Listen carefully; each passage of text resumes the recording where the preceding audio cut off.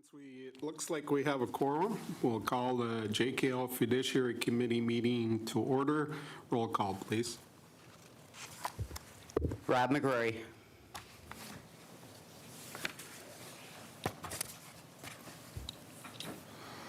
Rob, we didn't hear you. Sean Borowitz.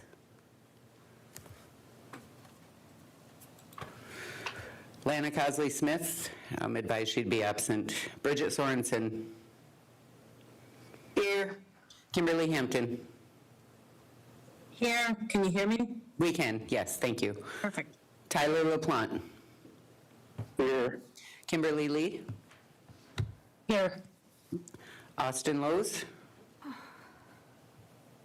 Michael McCurchie. Here. Larry Barbeau, also advised he'd be absent. Aaron Paymont. Here. Kimberly Gravel. Here. Isaac McKechnie. Here. Okay, you have a quorum. Okay, on the agenda, since we have a quorum on the agenda, the meeting minutes from 10/14/25, school reports, Malcolm High School, Sioux Tribe Education, JKL Bowani Anishinaabe, business financials, closed session, committee comments. Need a motion to approve the agenda. So moved. Got a motion and support. All in favor? All opposed? Motion carried. Need a motion to approve the minutes from 10/14/2025. Got a motion and support. All in favor? All opposed? Motion carried. Abstain. Yeah. Down to school reports, Malcolm High School. Good morning. Good morning.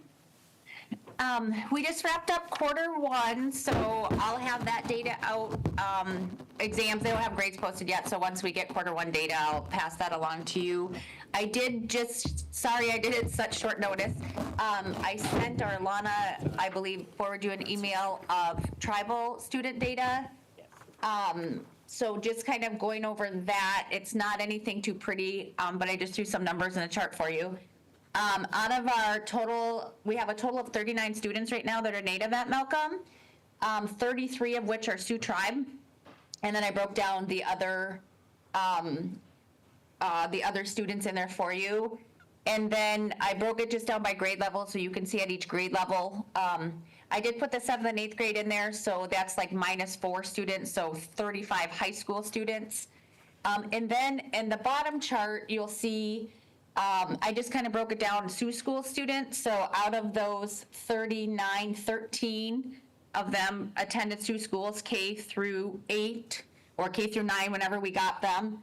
5 are out of district. And then that last part that says JKL, the first part, like the K8, 10 students, that means they were at JKL first or kindergarten through 8th grade. And then as you kind of go down like 1st through 7th, we had 2 students there.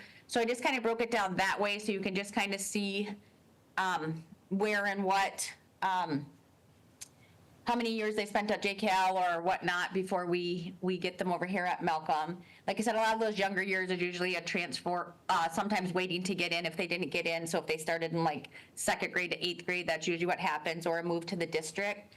So those are just numbers for you guys. If you have any questions at all, please let me know.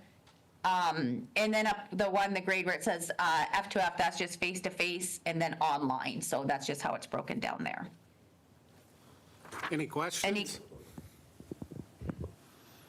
I don't see any hands. Keep going, Sandy. All right, just some Q1 stuff that we did. Parent engagement night went well. We had 63 in attendance, and again, seems small if you're at a big school, but for Malcolm, that's a huge number. So we're really putting some more efforts and stuff into our parent engagement, just trying to get them involved. By the time they get to high school, as you guys even probably see at JKL, those early years as an elementary teacher, I had a lot of parent involvement. Then as the students go up in grades, the parent involvement kind of backs off a little. So trying to get unengaged parents re-engaged at high school is difficult, but that was a great number for us, so we were excited. We took some 9th graders to manufacturing day.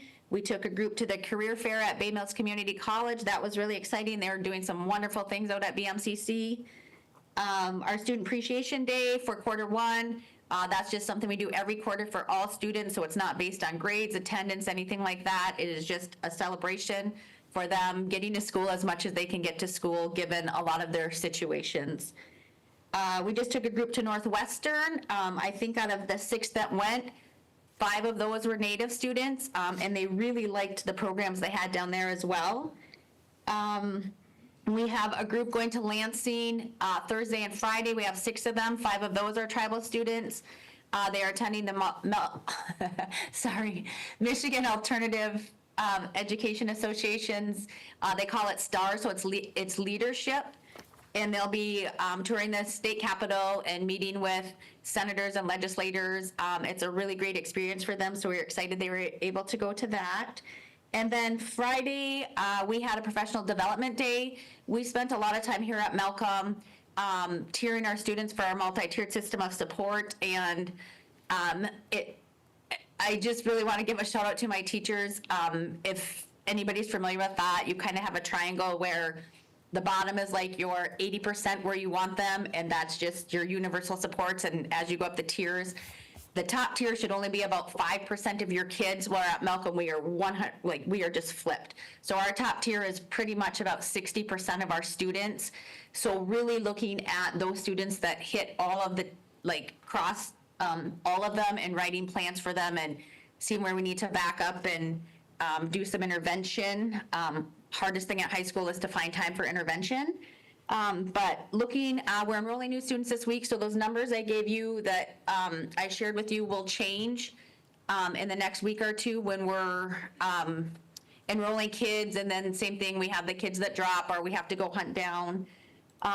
So yeah, really, we had our attendance improved from last year, Q1, so that was exciting. We kind of did a celebration for that.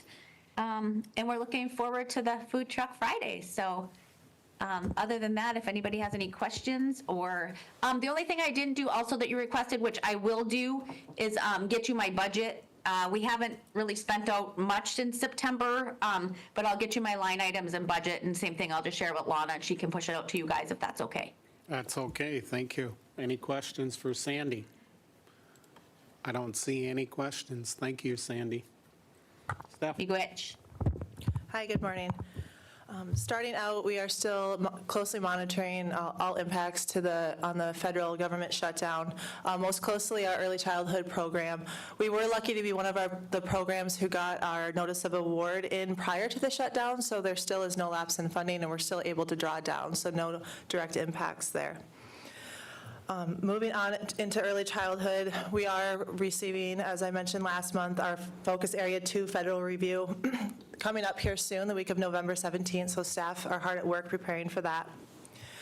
Recruitment and retention updates. Our vacancy number decreased since the last report from 25 to 22. We did hire 2 more full-time teacher aides and 1 teacher. We are now only 2 teachers away from, as I mentioned, having all of the existing open classroom teaching positions filled. We have 4 teacher aides and 1 teacher recommendation pending in HR right now, so if that teacher accepts, then we'll have 1 more to fill in our existing classroom, so that's exciting. We do still have some vacant supervisory positions we're looking at, and those are critical to get some of that workload spread out. So we're looking to hire a health services supervisor and then a couple family service specialists. Moving into higher education, for the fall 2025 unmet needs grants, the checks for those awards were cut last week, and staff are working on getting out all of the award letters have gone out, and they're in the process of administering the checks to those that have returned their agreements. Upcoming programs, fall 2025 self-sufficiency awards, which are the grades, those will be released in December, and that is usually when students receive their grades, so we'll get that out. And then time flies, starting in December, simultaneously we'll be pushing out the winter 2026 unmet need grant program. The TED grant, the last TED grant, which ended on September 30th, was fully expended, no carry forward. That has been closed out with the BIE. The new TED grant budget period began on October 1st. All of the summer 2025 scholarship checks have been sent to students. And as I mentioned before, we currently, right now, do not have an open fall 2025 TED round. The Youth Development Fund, in September, we processed 27 youth, raising the total to 265 youth served so far this fiscal year. Moving into WIOA, right now, our work experience program is active, with that starting in October, and that is for ages 14 to 21, part-time, up to 12 hours per week after school. Adult education, I worked last week to get some numbers on our adult education program. The CCSS currently has 60 students enrolled in the GED program, with 18 of those being enrolled Sioux Tribe members. They also have 49 students enrolled in their alternative education programs at Newberry, Kinross, and Great Lakes, and out of the 49, we have 11 Sioux Tribe members, so I'll be keeping eyes on those students and their progress. Moving into YEA, our after-school program, we are now in the Sioux at full capacity with the recent closure of the Boys and Girls Club at Sioux schools for the after-school program, so we're very, very busy there. We're looking at, each program runs a little bit different, and I've mentioned this before when I first kind of started on with the after-school programs across all units, and I just spoke to Lisa Burnside, the manager. We're doing deep dives into each program to see where we can standardize possibly that Monday through Friday until 5:30, so we are looking into that. Right now, our staff are currently in 15 schools across the service area, providing support to students during the day. I know you all have received an update on the MyLeap grant opportunity, is that joint application with the Lake Superior Academy.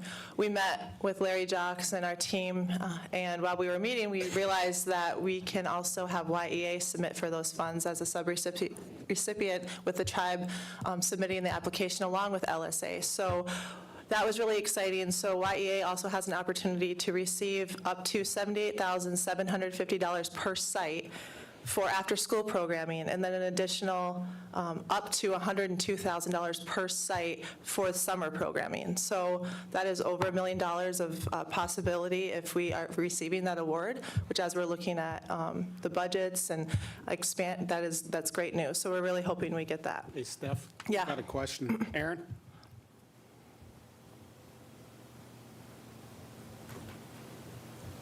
I don't know if he heard you. Aaron, Isaac called on you.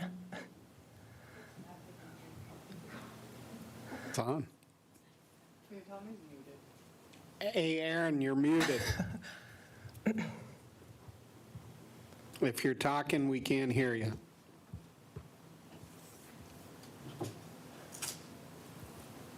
Keep going, Steph. Okay. I just have, oh, I thought Tyler has her. okay, I'll keep going. If I need to stop, let me know. The last item for YEA that I have in this report is our Youth Leadership Conference. We are still taking registrations for our 4th Annual Youth Leadership Conference, which is taking place soon, November 21st. This is open to students grades 7th through 12th. We currently have just over, between 50 and 60, but just over 60, I believe, is the most recent number of registrants of youth for that, and we're shooting for 100, so we still have time and space to get some more. Last week, and I passed out the flyer, we finalized this flyer after I sent out the report. Lisa did finalize a adult track that day with Michigan Department of Education's Indigenous Education Initiative and our CM TED. So our chair from CM TED, Michelle Sims, and then Melissa Isaac from IEI will be coming. They are going to be walking through our Step Into Our Stories series, which is our history project, our joint project, and all of the resources for educators, school administrators, so that's really exciting. We're hoping to get up to 50 teachers, educators, staff, and we're sending a lot of our Sioux Tribe employees as well to that to learn those resources to improve Indigenous education across for our students. And the deadline for that one, since we pushed that one out a little bit later, is November 14th for the adult track. And then I did want to mention, we were also at the BMCC Career Fair. Early Childhood Education did have presence there. And then lastly, I just have some fiscal management notes. We've been working diligently with the executive team to identify tribal support across all of our budgets and reducing that. So we've been busy. Lots going on. Any questions? Questions for Steph? Nope. Thanks. We've got a quiet group here. Thanks, Steph. Yeah, Aaron did text a Yeah. message. He said that he just wanted to thank you, Steph, and your team for meeting in quick turnaround on the My Leap grant that led to more opportunities. So that's what he was trying to say. Yeah. Carolyn? Manokajap, you had asked last time for me to bring a budget estimate for the high school, and so that's what I've brought to you today. There's a lot of assumptions in this budget, assumptions of how many students, assumptions of how many staff, just all of the costs that we're trying to guess at. So there's a pretty clear lineage of revenues and expenditures for you to look at. Some things I would draw to your attention would be a huge assumption about building rent. I really have no idea what that, might look like, or, I had asked before, might you be willing to waive that for the first couple years or during the time that we're trying to get started? Also, looking at the staffing, I have added an administrator/teacher. I think we have our hands full with what we have at our school. So if you turn the page over, you'll see I have an administrator/teacher at 1 FTE, or full-time employee. And that's important to note because that was not in there before. I just know that I can't do it. I can't be the principal of the high school and run a charter school and a BIE self-managed school. And I want to try to be as realistic as possible. So that's one thing that's bumping this budget up a little bit. Again, we can add more students, a couple more students. That would bring us in more revenue, 23 to 25, let's say. It depends on how many kids have special education services. But remember, if they have more needs, then we need more staff. So really, anytime that you look at increasing the revenues, you're also probably going to be increasing the expenditures to meet the needs of whatever is driving those expenditures. So you can kind of go through that. You have my fiduciary report already, so you know about all the projects that are going on at JKL. Mr. Thorne was unable to be here today.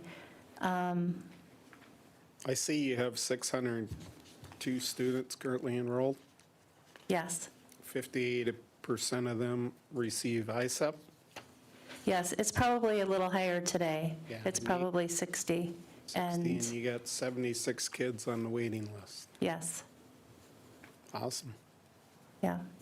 So I looked at the budget, so it would run a deficit of a little over 200,000. Yes, which is not the worst news in the world. I mean, I think charter schools have started with larger deficits. If you look at some of the funding streams, you can see that maybe the tribe could help us more with transportation, for instance. Maybe, again, the building rent could be lowered.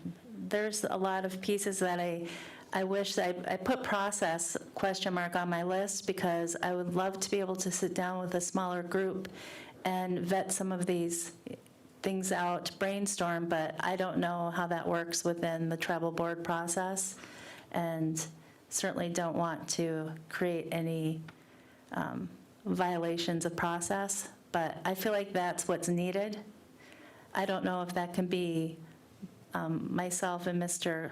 Conley and Becky and a couple other key people. So I'm looking for guidance on how to move forward and how to, Have you thought about staggering the routes from K-8 to high school? yes, So you just pick up maybe later or earlier for the high school kids? yes, yeah. We've looked at it both ways. Awesome. Any questions about the high school expenditures and revenues? Can you hear me, Isaac? Yep. I would suggest that, that you go ahead and meet with that core team that she suggested and then invite anybody else that wants to attend.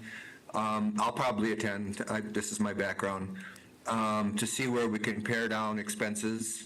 But the bottom line is, with that big of a waiting list to get in, as soon as we provide the opportunity, we're going to be able to get the revenues to each of the students. So, but I'm just suggesting that we go ahead and, you go ahead and plan to meet with them and then invite anybody else who wants to attend. I was thinking the same thing. Okay, thank you. So you'll give me a date? I'll probably reach out to you for more guidance about exactly who to ask and Yeah. what that looks Yeah. like, if that's I okay. got some ideas, so. Okay. I have plenty of ideas too, but it's really going to take teaming. They're not ideas that I can implement on my own. Definitely want Bill there since he carries the purse strings, so. He looks excited. I hate, As excited as us old guys get. even if you get a hole in one, that's all you do? I think those days are behind me. Putt-putt golf, you might. Okay, Carolyn. So I also wanted just to kind of keep on the books that compensation for JCAL is coming up in July 26. Right now, I'm going to use the words, we are woefully under budget of other schools as far as our ability to offer wages that can attract different staff. The reason for that is boards. Was just reading your report, most of your positions are filled. All your teacher positions are. Yeah, once you get into the school and you realize that you have a paraprofessional, you've got a classroom budget, you have so many different benefits that we're part of MEPSERS, that we have the best insurance possible amongst all of the schools. That is often enough to keep people, and plus the environment that we try to have at the school. But getting people in that base number is a tough one. When you're looking at other schools, say for paraprofessionals, they're around the $20 mark, and for us, we're lingering around 14. So we have our compensation plans run in about 3-year cycles, where other schools negotiate yearly. So it does make sense that we are 3 years behind, because that's just the way that charter schools are structured, usually in these 3-year cycles. So Been 3 years since we did that? it has been, believe it or not. So we've been working very hard at compensation plans, and I wanted to tell you that we've come up with sort of a gold plan, a silver plan, and a bronze plan. The bronze plan just adds a percentage, just a random percentage to everyone, saying, okay, you're going to get whatever it is, a 3% increase every year over the next 3 years. The silver plan fixes some of the problems that we've had through the years with different changes in it's not just the changes in superintendents, it's changes in boards, it's many things that have caused some staff to come in at higher levels than other staff. And we do have, a few, when you look at the data, we do have some influxes of staff that probably need to be normalized if affordable, which is then our gold plan, which really fixes all the problems of the past, gets us set on a firm path moving forward, very clear. Everybody knows exactly what they're going to make, what that's going to look like. And, but is it affordable? That's always the question. And certainly I have to bring this up to the tribe because, you fund a good number of positions through the tribe. And so we have to make sure that you're very aware of what that's going to look like if we're to move forward. Or we're going to move forward, but how we're going to move forward. So I don't know if that's, again, a meeting with Bill. I don't know, you as the fiduciary or someone else. Again, not familiar with the construct of how this should work, but I would like some more people involved in looking at some preliminary numbers to understand impacts. So we'll add that to the same agenda for the high school. Okay, that sounds good, thank you. And then lastly, just keeping you updated on our training and safety protocols. We have switched over to I Love You Guys. Both Officer Tenike and Officer Skinner have been very integral in training for these new protocols. They're very close to what we have been doing. We're actually in really good shape for the new law coming up next year. We have our real-time location badges in place. We have our protocols in place. We had a 2-hour training on Halloween afternoon, and Officer T went through all of the protocols, and so we're on track for all of that. The last piece that we're really looking at that we might be reaching out for help with are the purple strobes. And I don't mean financial, but Matt Paswell did say that he might be reaching out to the tribe to see if, do you have any other vendors or ideas, or you, Isaac? Same with the trail cams. Just for those, we need the strobes outside so that if there's an emergency, at every door we have a purple strobe. That's really our very last piece. So I'll we've come over made. next week and meet with Matt, and I'll let you know. Okay, thank you.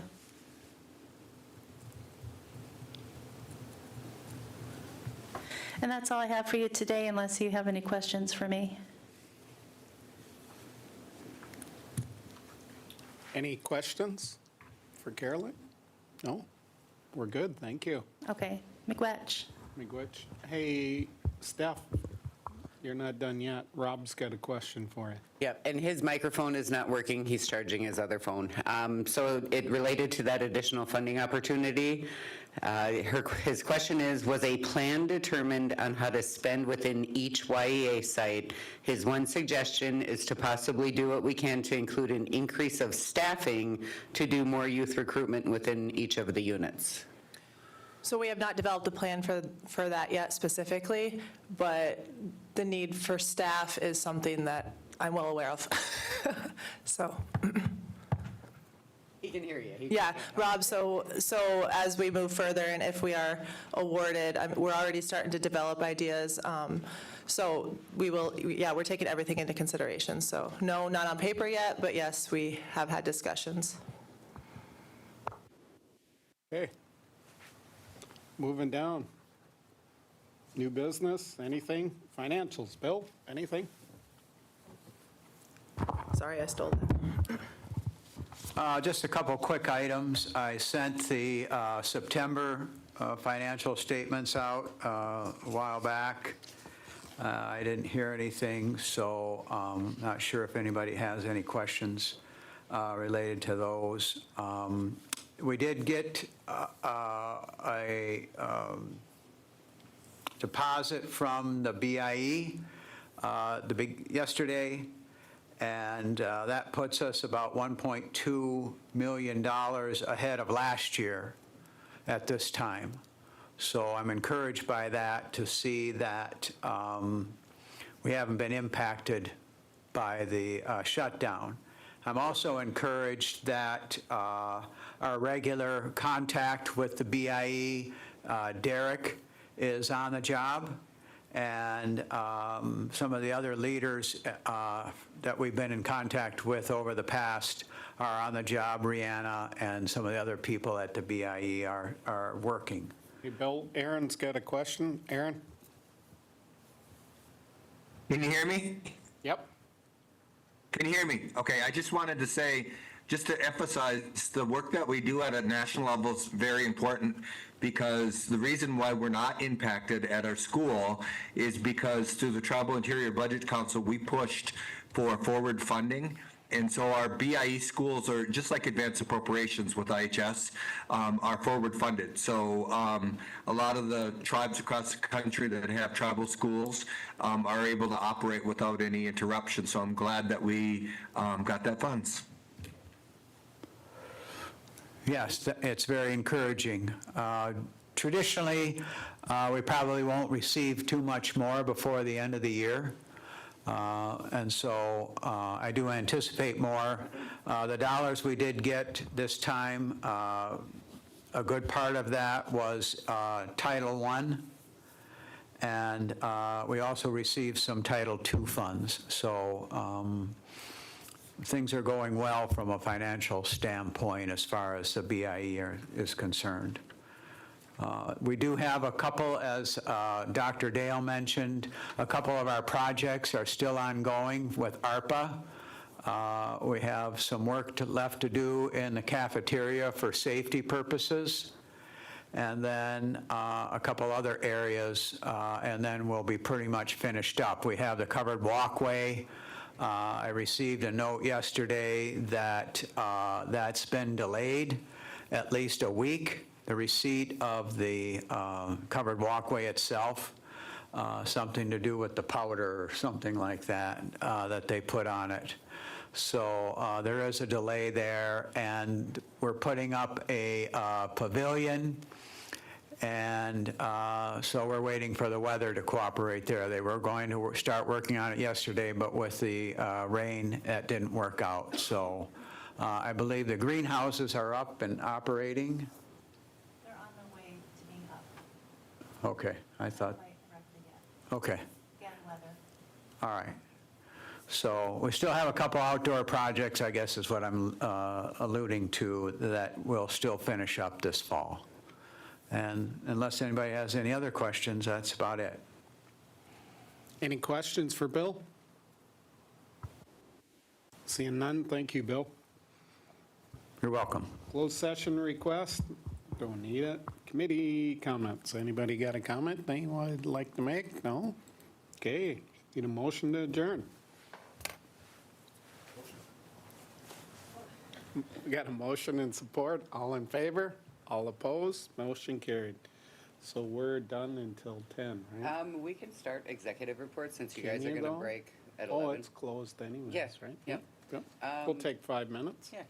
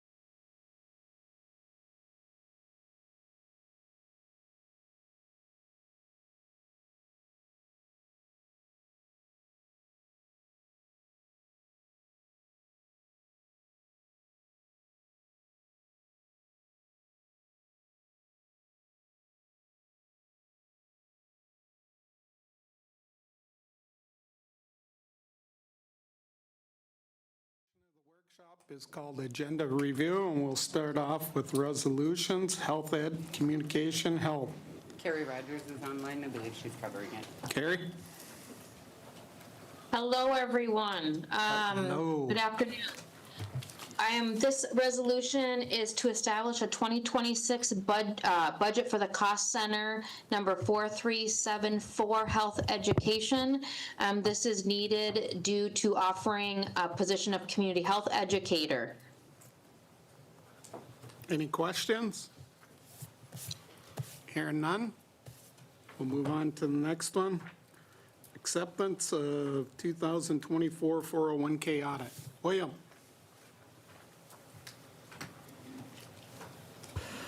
Okay, good afternoon again. This is a normal practice that we bring forth once the audit committees have approved the various tribal audits. We bring them forth to the board for acceptance. This particular one is the 2024 401K audit. Quick history, this was instituted in 1998 to replace the money purchase plan that the tribe had back then. And the tribe puts in 3%, and if the employee puts in any funds at all, it adds 1 more percent for a total of 4%. And there's no issues with the audit going forward. The plan is in really good shape. Any questions for Bill? Seeing none, thank you, Bill. You're welcome. Thank Moving you. down, amending Chapter 30.1203, Board Liaison Alternate.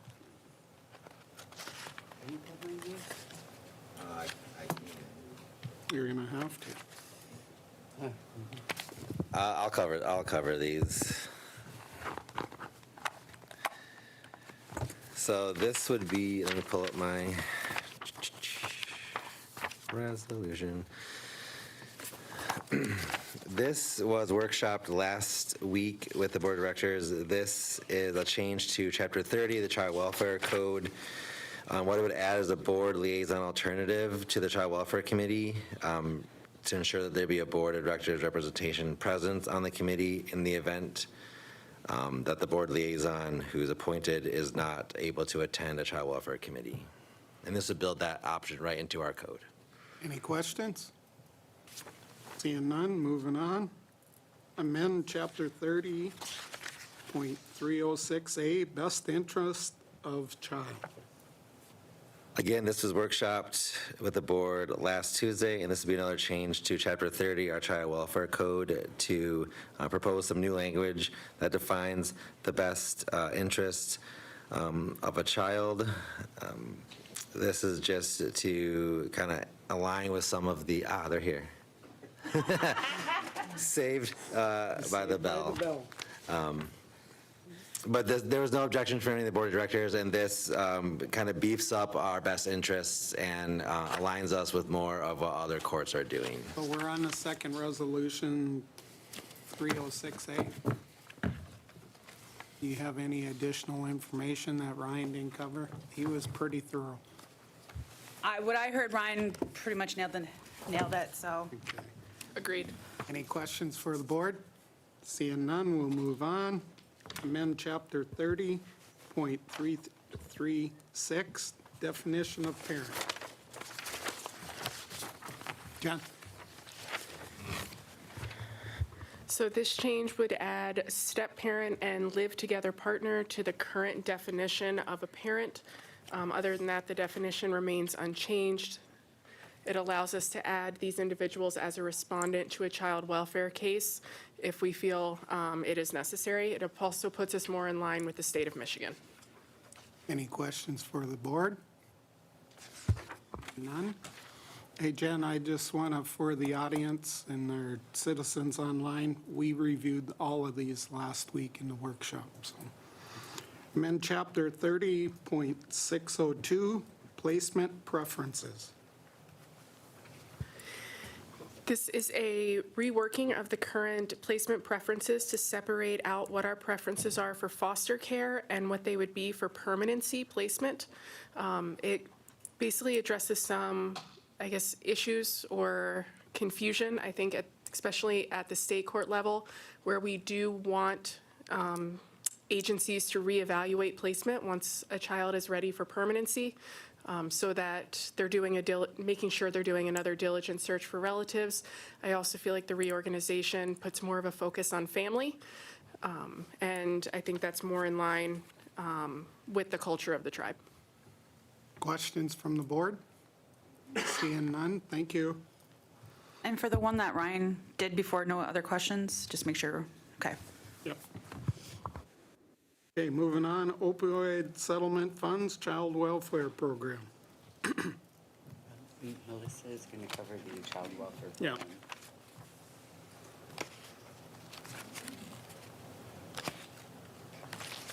Good afternoon. I'm Melissa Van Leuven, the Child Placement Program Director. This resolution is seeking approval to allocate opioid settlement funds in the amount of $291,807 to help operate the tribe's child welfare programming. Our child welfare programs are frontline services that we provide to children and families. A large majority of the families that we deal with are opioid and substance affected, I would say upwards of 80%. Our primary services funded under child welfare are direct services to the member, their caseworkers, and other support staff that work directly in homes, in the community. So the funding will be used to assist to sustain those programs. Okay, questions? Kim first. Okay, you said 291,807, and this says 507. Oh. Is it 8 or 5? And it says 5 in all the places, so. So Unless we're I have only the giving wrong you one. 507. The amount requested, 291,507. I'll double check on that. I think maybe it was a typo. Let me check on what they sent legal, and if so, we'll just ask the board to amend it. I apologize. What I'm reading has 291,507. I haven't seen anything else, so. Okay, so you just said 807 on accident. I did, I'm sorry. Okay. It is 291,507. I'm sorry, I was misunderstanding. You should have took the extra 300. Yeah, well, you had the chance. I apologize. Any other questions? Hey, Holly, I just want to make sure we're keeping a running total of the opiate fund balance, right? So we don't overspend that? Yes. Thank you. Opioid settlement funds, Lodge of Hope.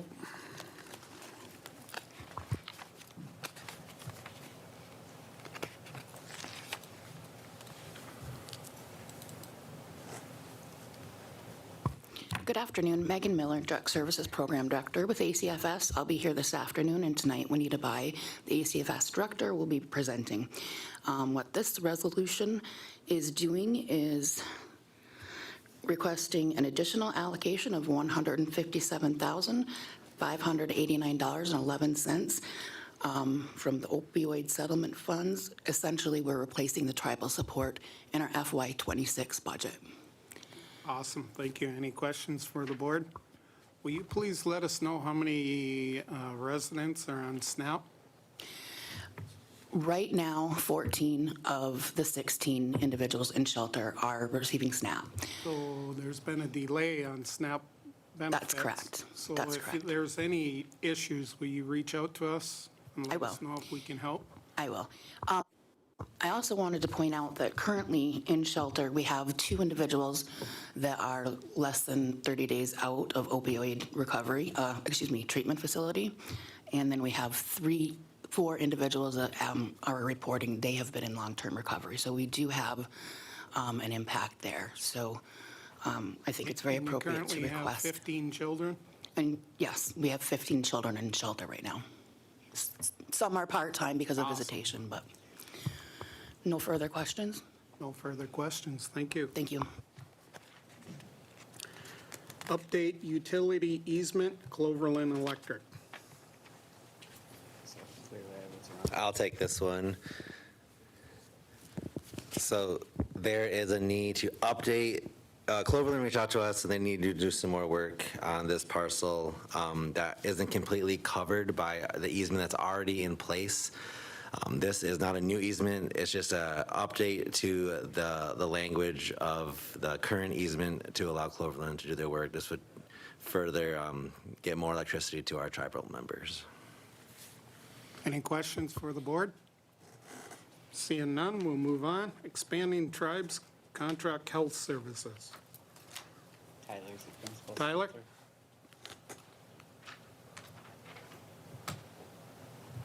He's on there. Can you hear me? Yep. This is just to work on submitting an application to expand our, used to be CHSDA, it's PERCTA now. That will allow us to capture the membership in Sheboygan and Emmett counties if approved.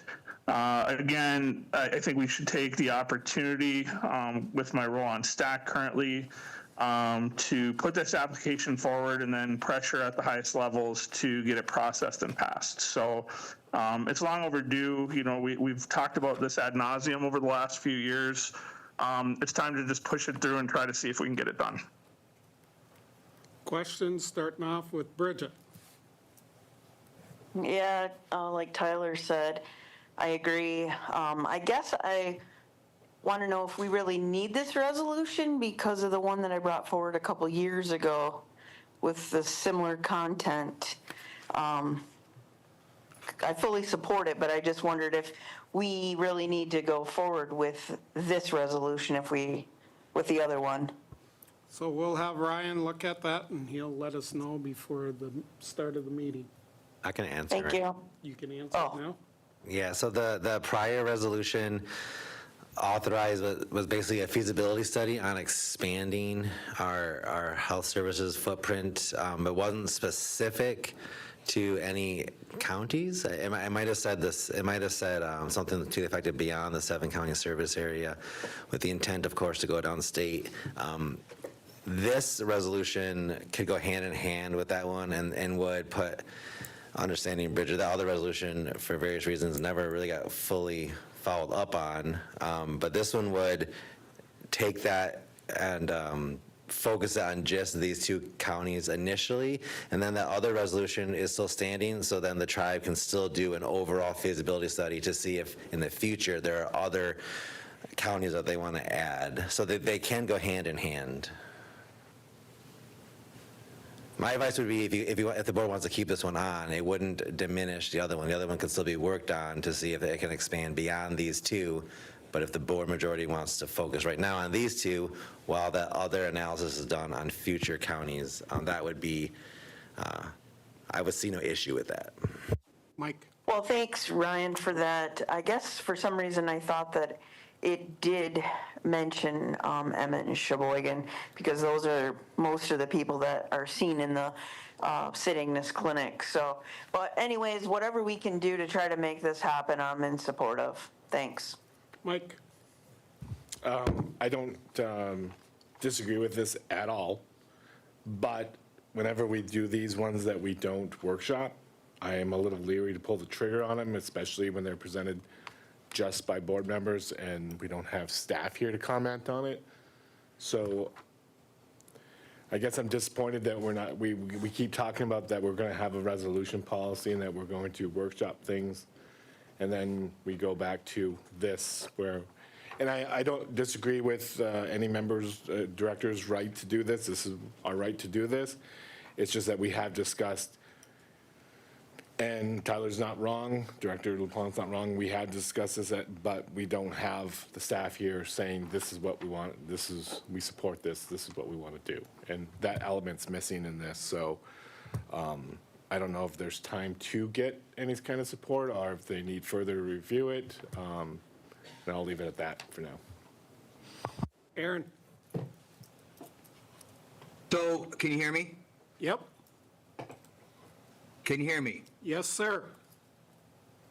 Okay, so we have been looking at this for about 15 years or more, and Bonnie Kalfa brought back to the Board of Directors an analysis And the explanation, along with legal, and it was Courtney at the time, to explain the benefit of adding the additional counties. At the time, we were looking at Emmett and Sheboygan, just like we are now. So that was reported to the board, and then flash forward about 6 years ago, or maybe a little bit longer, when Wernette was on, he came forward with the same results, and Leo also presented the same results. So the difference between what it sounds like, because I wasn't here when Bridget brought her resolution, and I appreciate it, but her resolution was to do a study. Tyler's asking for us to proceed to request the HHS to move forward to establish the additional 2 counties. And so that's a little bit different. So I think it's also required, because it's been us more than once, that in order to add the counties, we got to be specific. The other an exploratory to examine the feasibility. Tyler's resolution is specific to adding these 2 counties. So I say I support going forward, and if at a later date we find that it would be beneficial to add additional counties, then let's do that too, because I think there are people that are just west of the service area that have to travel, like elders that have to travel an hour to get to the Escanaba site. So I think it's in order. I think it's different than what Bridget brought forward and the board passed, and we have had this presented to us by legal and by at least 2 or 3 different health directors in the past. Thank you. Tyler? Yeah, so this, again, this is just the application. There's no guarantee that we're going to get approved. But like I had mentioned, we should leverage everything that we have available to us right now. We don't know what will change in the future. If there is discussion at the table at the HHS level, I would hope that we can get it pushed through. But ultimately, we have somewhat workshopped this. It's not fully. This is more about expanding our health services to the population that's already using it. So for those in Emmett and Sheboygan counties that are utilizing the St. Ignace Health Services, they're able to utilize those under IHS, but we're not really counting them towards our user population, and then therefore aren't essentially able to use our purchase referred care dollars for this population either. So this would be, I believe this would be an easy win for the tribe if we could get it to push forward, to expand beyond the bridge. And I wouldn't just go as far as to say that, if we get this passed, it's going to benefit our user population. But I would say, that population is still large enough to put a small health clinic down there and expand our health services even further. If we had the capability, I would say get an application in for Wayne and Kent counties too, but we know that those are going to be a lot more difficult to get into, and we'd actually have to establish a clinic down there in order for those to be fully operational. For this, there's no guarantee. Again, this initiates the application process. The application process, if you read it on the website, does need a resolution initiating it. So this is step number 1. And I believe, I engaged a few people. I think Larry had already pulled some population data for the health division, because I included the health division on the resolution, as well as Larry and a few other people when I had sent it forward. So really, it's just my ask to stop talking about things and let's actually do them. If we get turned down in our application process, we get turned down, but I think we have leverage right now. I think we have the capability to get this done. And if it's been talked about for over a decade, let's just move on it. Let's get our application in and let's start the process. Any other questions? Hearing none, we'll move on. Approving Willock Cemetery policy. I'll speak on this as I put it on the agenda.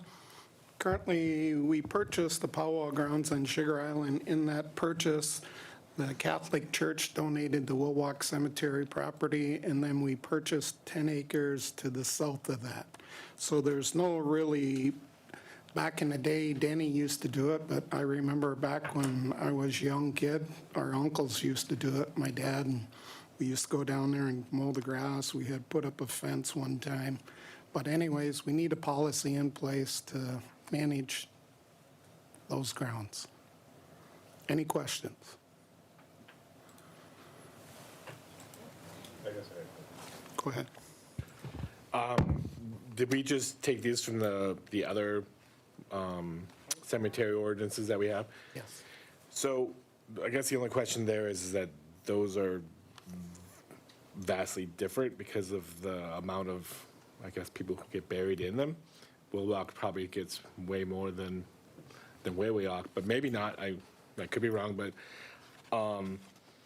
I guess I'm going to default back to what I said on the earlier one too. Whenever we get with these ones that don't workshop, they don't get any input, I would have liked to heard from the Waywayok committee too to see what's working, what's not working. I don't know when the last time they met on anything, so. We met with them, what, Sometime earlier this year? yeah, earlier this I year. might have.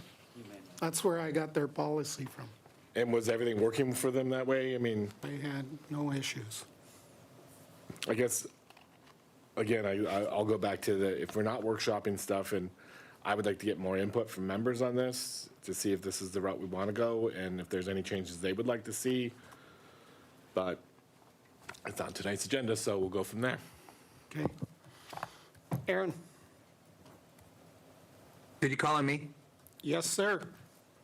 Okay, so I do think we've workshopped this one too, and I think that a lot of the people who have family members buried there at Willock, and that's where my ancestry comes from, my family, feel like we've been left out for many years. When we passed the Waywayok one, we said that we would do this for every community that needs it.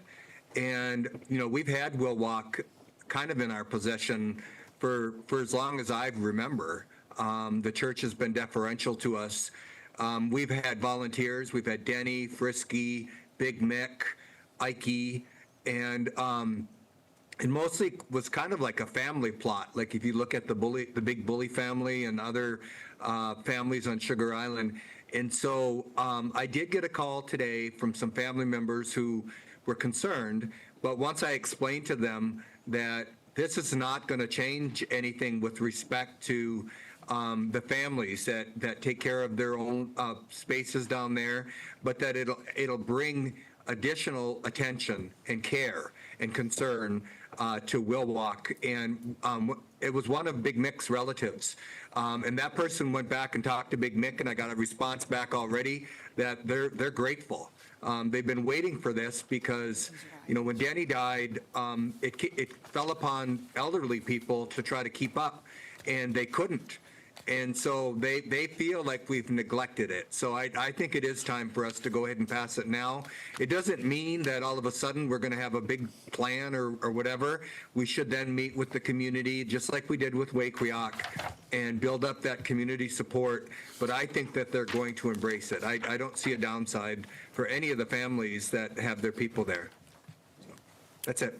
Bridget? So one thing I will say that, and I know that there were some people mentioning things on Facebook, and I don't know anything about Willock, but other than when Denny took care of it.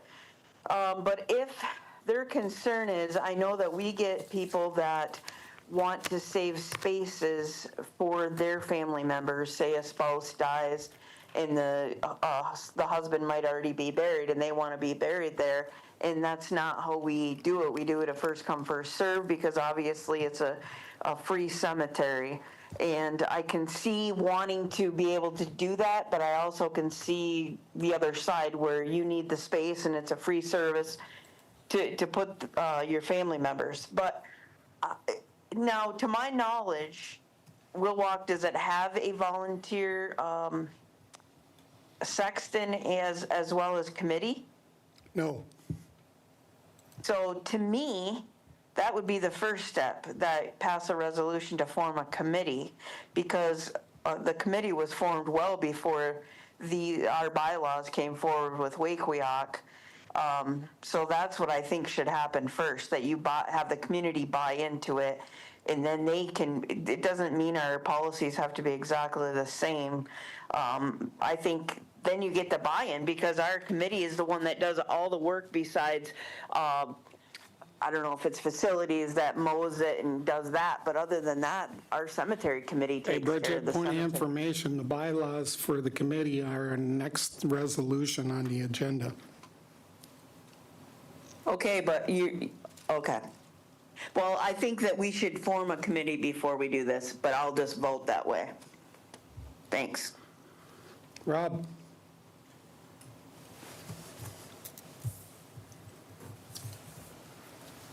I was actually just going to say the same things as Bridget said, but I want to make sure that we have community input because I was reading some of the feedback as well, and one of the main concerns is that people are concerned that we won't run it like the church did, or like it's been done in the past where you could be buried next to your family. I just want to make sure we don't lose any of that. So I have no clue how it was ran before, and I would just like some input from how it was done before, and then now that we have taken possession of it, how our members want it to be run, and especially the families that are already there. I would like to hear from them.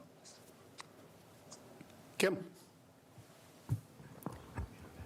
Would you be okay with pulling the policy resolution and then just doing the committee and bylaws and then go from there after? I have no issue.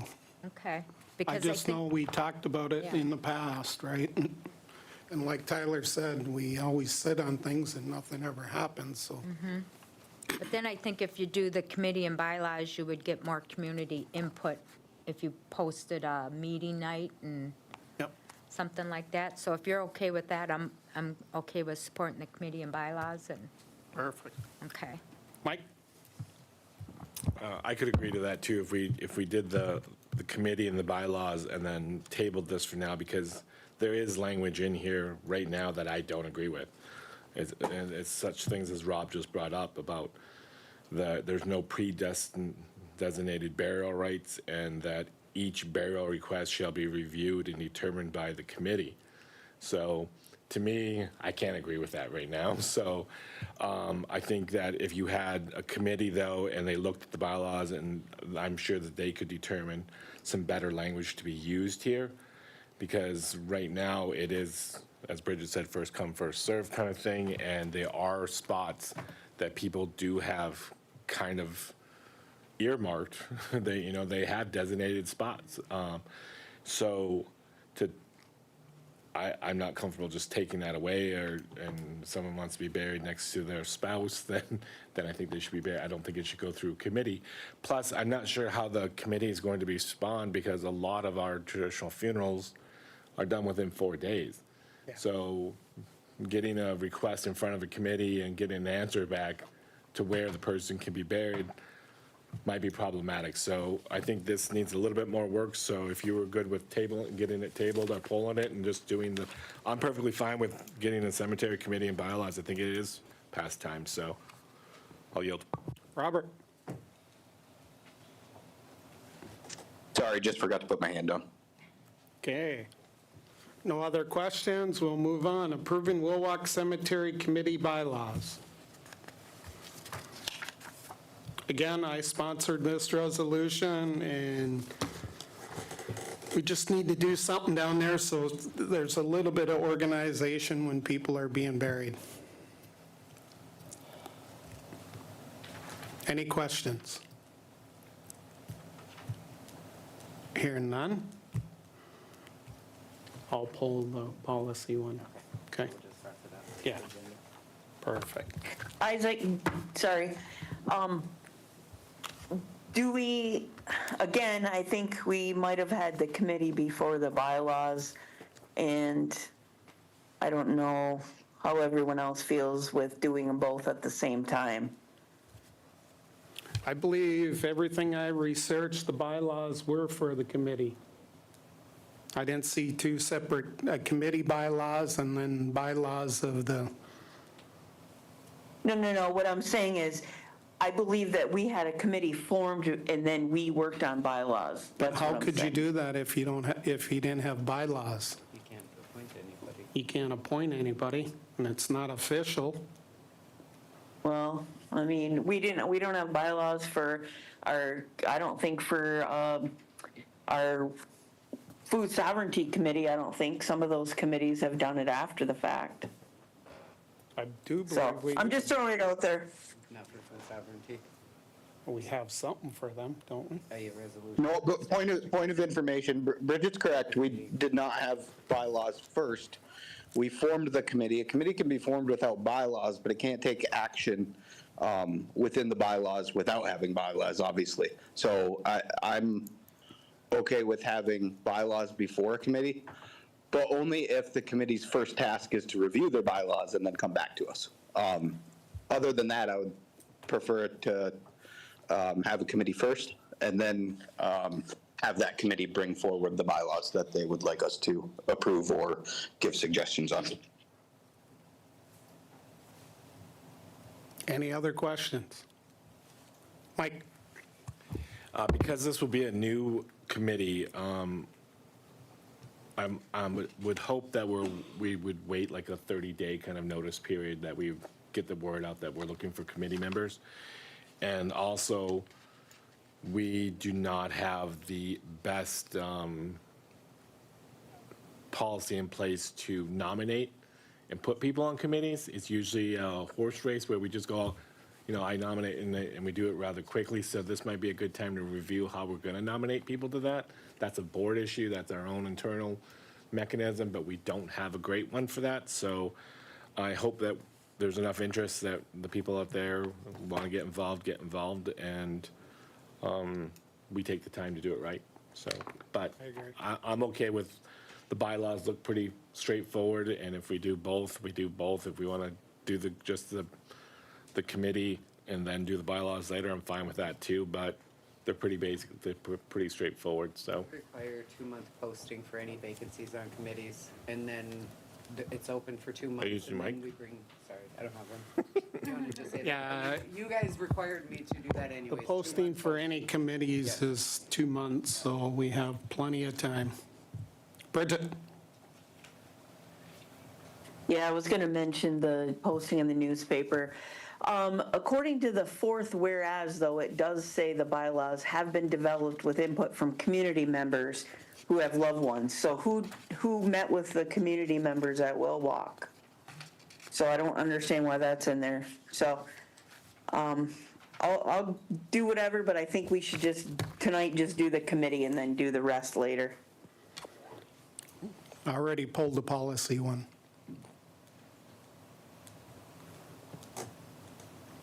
Okay, moving on. Committee appointments, any?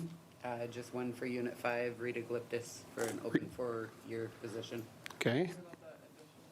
But we do have the 2 resolution additions. Oh, yes, we got the 2 resolutions. Almost forgot those.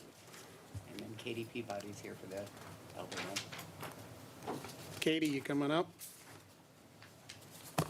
So we have a resolution by Katie, Administration for Community Living, ACL, Administration for Aging, AOA, application. Yes, thank you for considering me this evening. This is a resolution to reapply for a longstanding grant for elder services for Title VI funding for the meal programs. So she would like support to add these to the agenda. I don't see support. any opposition, so we'll add that. Thank you. Thank you. And then Ryan.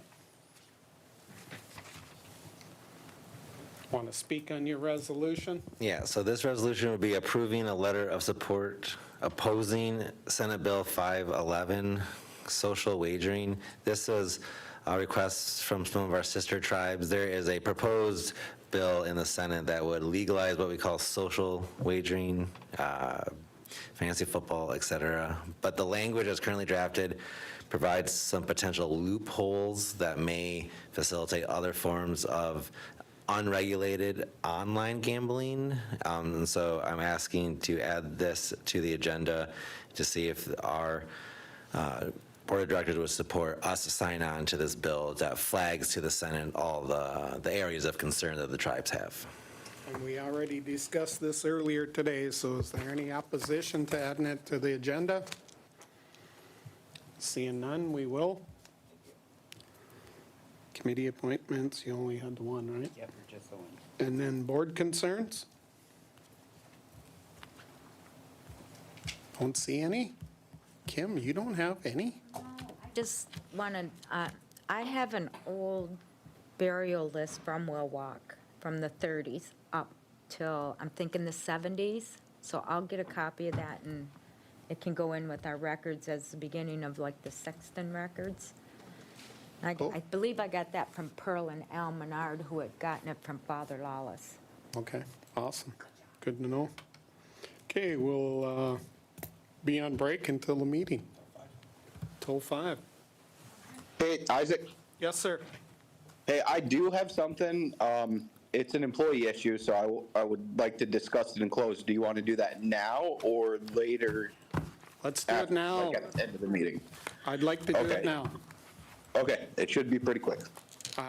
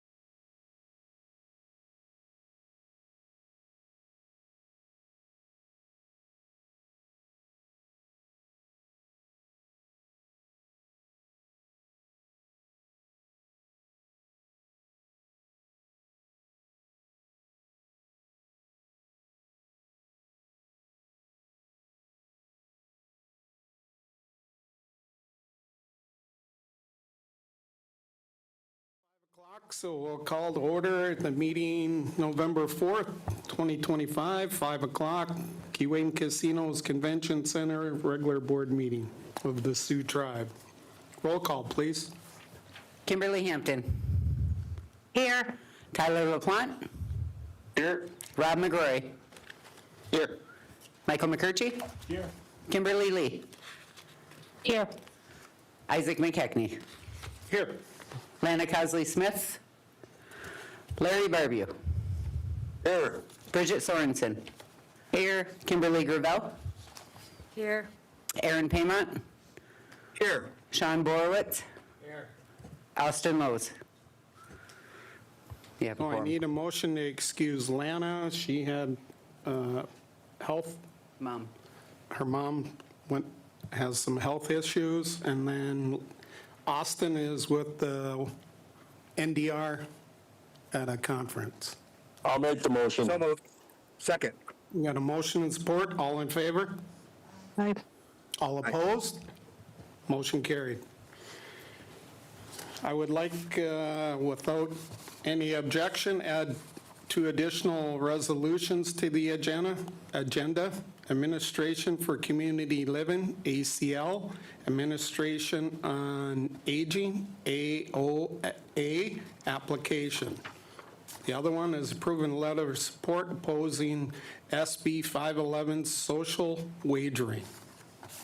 Motion. Got a motion support, all in favor? All opposed? Motion carried.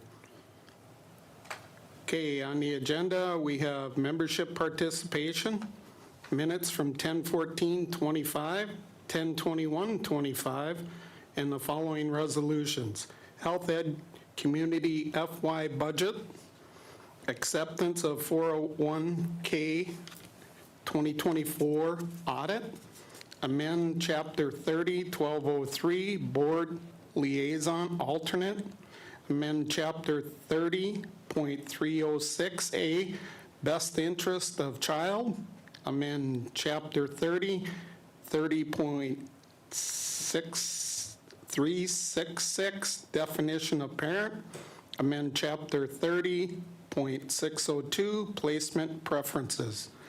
Opioid Settlement Funds, Child Welfare Program, Opioid Settlement Funds, Lodge of Hope, update utility easement, Cloverland Electric, expanding tribes contract health services, approving Willock Cemetery Committee bylaws, admin for community living, ACL, Administration on Aging, AOA application, approving letter of support opposing SB 511 social wagering. Also, new business, committee appointments, and board concerns. Can we get a motion to approve the agenda? Motion. Got a motion and support? All in favor? Aye. All opposed? Motion carried. So membership participation.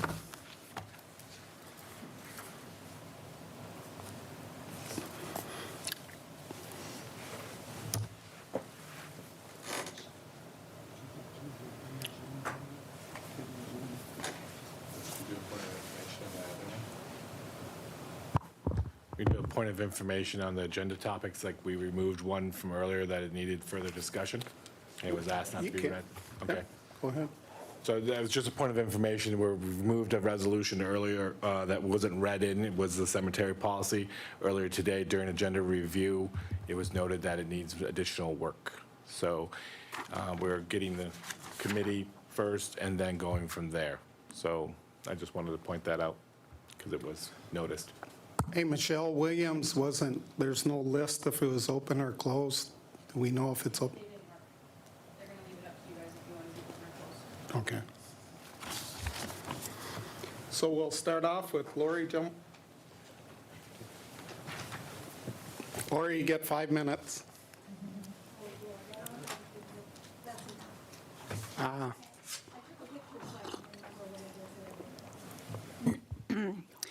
So my concerns are about I guess the policy, or the resolution that was removed. I'd like to know, I have so many questions about Willock Cemetery and where this issue, how this issue was raised. What was the issue that was brought forward to make you realize that policies were needed? Who brought it forward? Was it a board member, or was it family that has buried family there? And then, I was updated that the committee has not been formed and nobody is on it. But I am concerned, you've developed this policy, and, I think the resolution stated that the policy was developed after seeking community input. When was that input sought? How did you request it? Who provided it? And I guess I was prepared to ask for you to request to table that, because my family's been there. My brother was probably the first member of my family, immediate family, that was buried there in 1946. So I've grown up in that cemetery. Not saying that, as with everybody that has family there, I'm quite sure everybody will be very concerned at the thought of this board developing any rules or regulations or policies about that property. We've never had to ask to have somebody buried there. We've never had somebody tell us where to bury our relatives. And that's part of being part of this tribe. Are there non-tribal members buried there? Probably. I don't know. I don't want to regulate that. And my family does not want that regulated, certainly not by a political body. If there's going to be a committee of some sort formed, it needs to be by people who have family that are buried there, our relatives that are buried there. Somebody that is not attached to that, is not connected to that, has no business coming up with policy about somebody else's family's cemetery. So I was shocked to see this on the agenda. I don't know how am I doing here? 4 minutes, 5 minutes? Where am I at? I just think that, there's so much lack of transparency. This should have been, if you're going to do something about that, it should have been advertised. There should have been something so people knew about it. To open up the document today and see that was a shock. I know nobody asked anybody in my family or any of our cousins about this. So I'm concerned. Again, I hope that policy does not come back to this board until you've had real community input from people who have been going to that cemetery all of their lives. Anything else? Table the first resolution. Yeah. Table both resolutions. Yeah, I guess I'd request that you table the committee as well. You have bylaws already written up. Who wrote those? Right? That should be done by the community that has been taking care of that cemetery since the first person was buried there. It wasn't a committee, it wasn't tribal politics, it wasn't the tribe.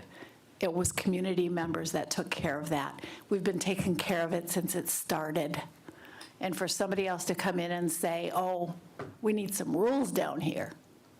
No, it's completely inappropriate without getting the guidance of your elders, of the people who are going to be buried there someday. Thank you. Thank you. Nicole?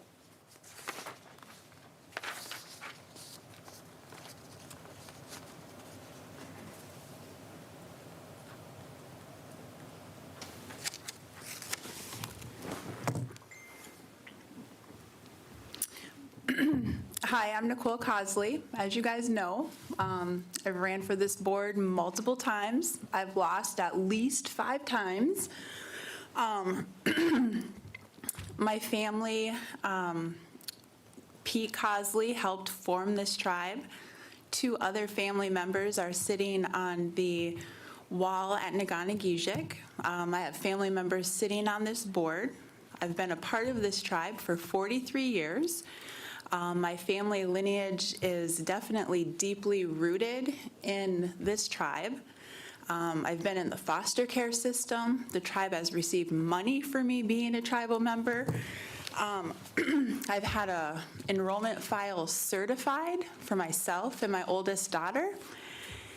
And so when I was called to go to the enrollment office to pick up a letter that was addressed to me to provide my birth certificate, I was I'm still shocked. It's still kind of interesting. So I thought, well, I'll come to you guys and let you know that I'm really confused.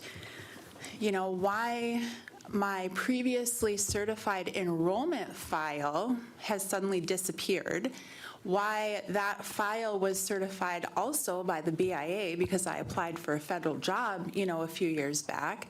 How is it suddenly my enrollment file that was certified is missing or doesn't have a legal birth certificate to say that I'm a tribal member?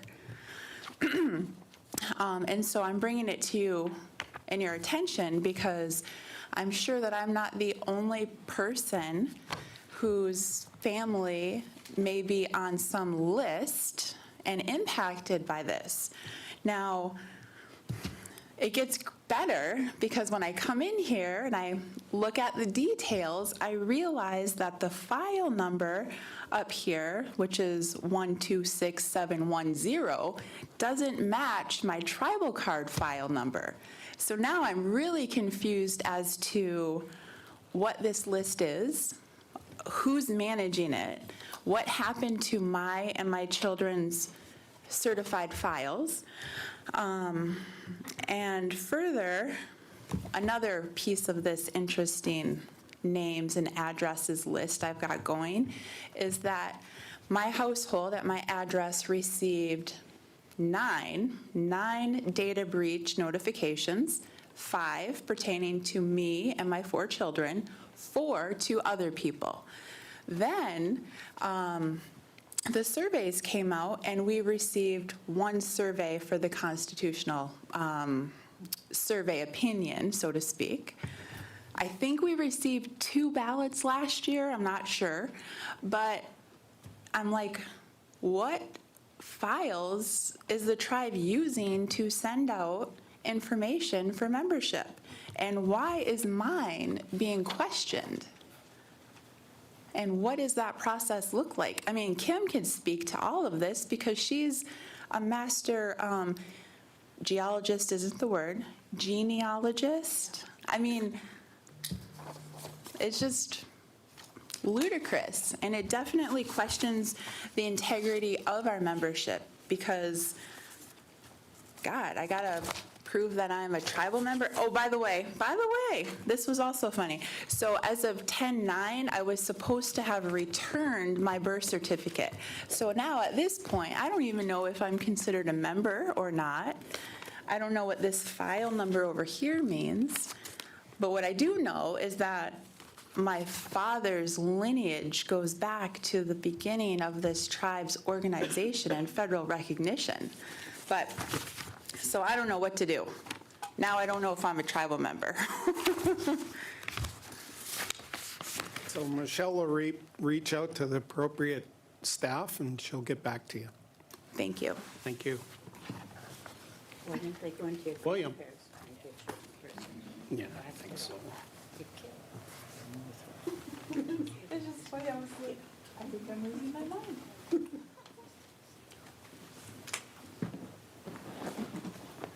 Hanim Boujou, William Ruthroff. I'm the president of Tribal Youth Council, Unit 1. I'm here today on behalf of my Tribal Youth Council requesting a small donation or fund for lodging and the youth conference coming up on the 21st. Recently, I was given the information that we we had rooms and they were taken and given to another council from that's farther away. I'm pretty sure it was one of the Unit 4 Tribal Youth Councils. They were given those rooms to them so that they can stay because they're farther away. But there's some kids in my council that are going to be unable to attend the conference because they don't have transportation there or back. So if we could get that funding for those rooms, those kids would be able to stay there. And it would just be amazing for them because as someone who's attended this conference before multiple times, this will be my third year, it's a really good opportunity for them to get to know those other councils. There's people I have 5 new members in my council this year. So they have never met some of these people before, and they've never even met some of the other organizers for those different units. And so that this will really give them the opportunity to be able to bond with them and be able to kind of grow relationships throughout not even their own council, but with different ones. So I was just coming here to request that today. Just something, a small donation or anything would really help, even if a donation of hotel rooms or something, because those kids could really use that opportunity to go. So miigwech. Hey, William, Michelle will get a hold of you, but in the meantime, if you send me your information, I will reach out to the other directors and see if you can get you some budget enhancement funds. Okay. So here's my contact. Thank you.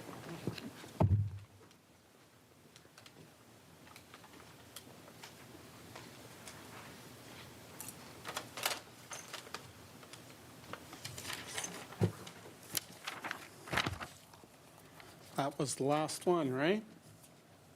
Yes. Yep. No more? Michelle? No? Okay. Need a motion to approve the minutes from 10/14/2025.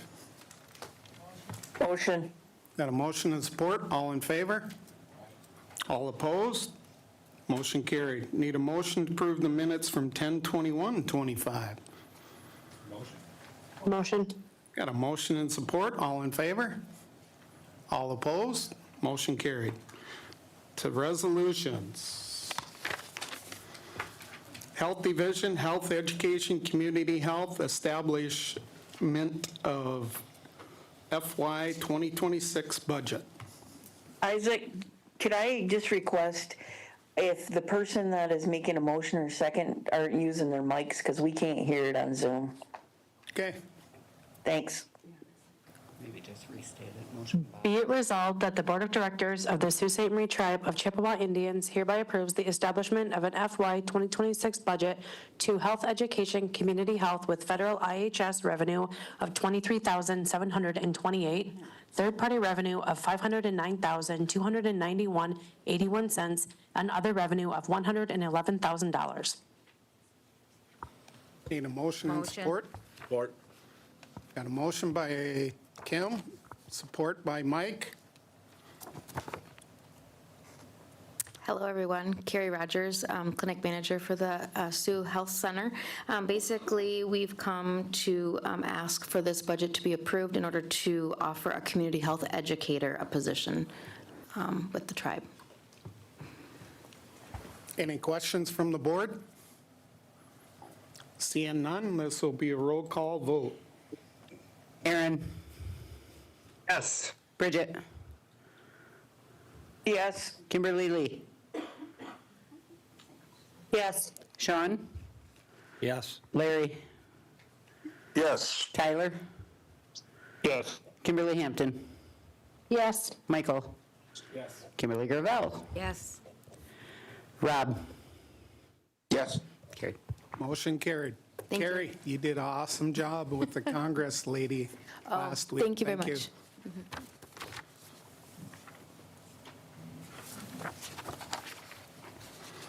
Okay, acceptance of the 2024 401K audit. Now therefore be resolved that the Sault Ste. Marie Tribe of Chippewa Indians Board of Directors, as approved by the Audit Committee on October 16, 2025, hereby accepts the 2024 401K audit as presented by their auditors, Dennis Gartland and Nygarth. Be it further resolved that the Board of Directors of the Sault Ste. Marie Tribe of Chippewa Indians also approves the chairman or CFO to execute any and all documents associated with the FY24 401K audit, including the client representation letter. Need a motion? And I'll motion. Support. Kim? Support. We have Kim Hampton, motion. Kim Garell, supported. William? Bill Conley, Sioux Tribe Accounting Department. As indicated in the resolution, this was approved by the Audit Committee at their October meeting, and it's the 401K audit. A little bit of background. The program started in 1998 as a successor to the money purchase plan. And there are 1,791 participants as of 12/31/24, and this program is retirement for those participants and tribal employees. The tribe puts in 3%, and if the employee makes a contribution on their own behalf, the tribe will add an additional percent, so the total is 4%. And the program is funded with tribal contributions at the Fidelity Investment, so it's in really good financial shape. Any questions?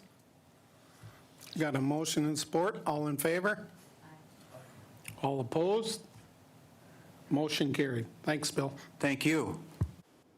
Amending Chapter 30 Child Welfare Code, 30.1203 Membership and Terms. Now therefore be resolved that the Board of Directors hereby amends the Tribal Code, Chapter 30, Child Welfare Code as follows. 30.1203, Membership and Terms.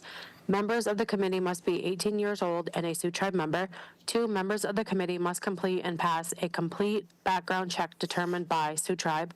3, members of the committee shall hold office for staggered terms of 4 years. 4, members of the committee shall hold office until their respective successors have been appointed. 5, renewal of past membership are nominated by the committee and reaffirmed by the Board of Directors. 6, the Board of Directors for the Sault Ste. Marie Tribe of Chippewa Indians shall appoint a board liaison and a board liaison alternate to the Child Welfare Committee.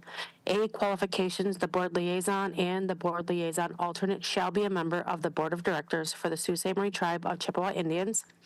B, 1, the Board of Directors shall have sole discretion in choosing which board member to appoint as board liaison and board liaison alternate to the Child Welfare Committee. 2, the Board of Directors may seek advice and input from the Child Welfare Committee. C, term of service. The board liaison and the board liaison alternate's terms of service shall be until his or her current elected term of service to the Board of Directors is completed. The board liaison and the board liaison alternate can be reappointed if they retain his or her Board of Directors seat.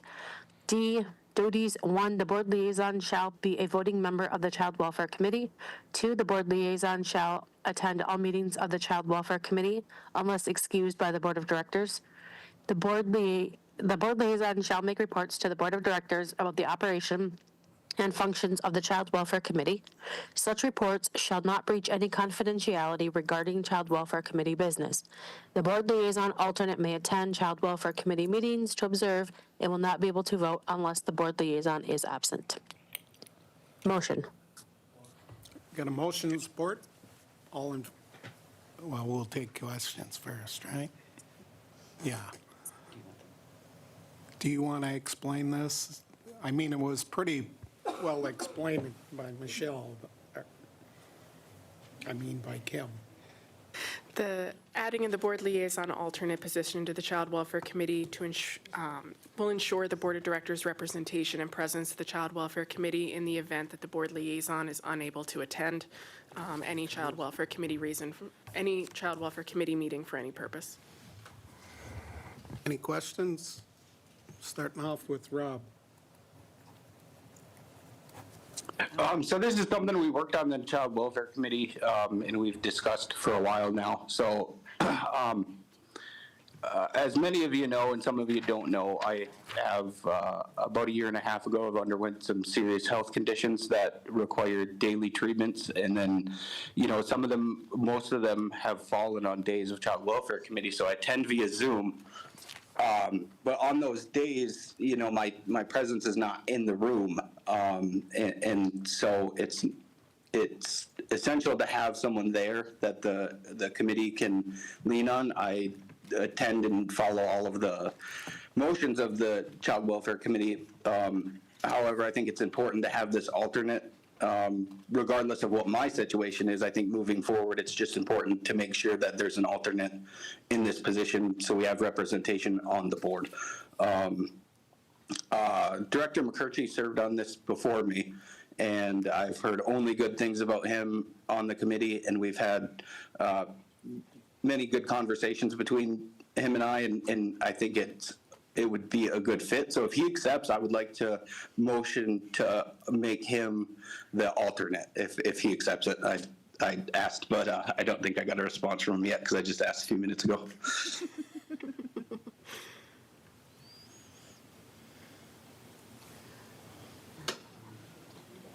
So if Mike accepts, my motion is to make him the alternate. We got to pass the resolution first, right? Yeah. We got to pass the resolution first, Rob. Any other questions? Sounds good. We got a motion and support. All in favor? Aye. All opposed? Motion carried. Okay, Rob. I don't know how you do that in this order. Oh, you probably have to do it under board concerns or? Yeah, or we could just bring the resolution forward next meeting. Either way, it's fine with me. Yeah, next meeting. I'll give Mike some time to think about it. Can I just also add that, seeing we also changed the terms for the actual seat, if we put Rob on there as the liaison and then Mike as the alternate, that way it covers both of them? Yep. I brought the first step. Okay, moving down. Amending Chapter 30 Child Welfare Code, 30.306A, Best Interest of Child. Now, therefore, be it resolved that the Board of Directors hereby amends the Tribal Code, Chapter 30, Child Welfare Code as follows. 30.306A, Best Interest of the Child. Best interest of the child means the sum total of the following factors to be considered, evaluated, and determined by the court and/or Child Welfare Committee. A, the love, affection, and other emotional ties existing between the parties and the child. B, the capacity and disposition of parties to give the child love, affection, guidance, and to continue educating and raising the child in their religion or creed. C, the capacity and disposition of the parties involved to provide the child with food, clothing, medical care, or other remedial care, and meet any unique individuals of the child. D, the length of time the child has lived in a stable, satisfactory environment and the desirability of maintaining continuity. E, the permanence as a family unit of the proposed home. F, the moral fitness of the parties as determined by their conduct, habits, and associations, including the Criminal and Child Protective Services record of any adult residing in the proposed home. G, the mental and physical health of the parties. H, the home, school, and community record of the child. I, the reasonable preference of the child if the court determines the child to be of significant age to express that preference. J, the willingness and abilities of the parties to facilitate and encourage a close and continuing parent-child relationship between the child and the other parent or the child and the parents if appropriate. K, domestic violence regardless of whether the violence was directed against or witnessed by the child. And L, the capacity and disposition of the parties involved to instill the child with Sioux Tribe culture and values, and secondarily, other Native American culture and values through the customary child rearing practices of the Sioux Tribe. Need a motion and support. Motion. Support. Kim. Well, then she said Mike. No, she was first. Okay. Yeah, she was first. Kim and Kim. Got a motion and support. Any questions? John?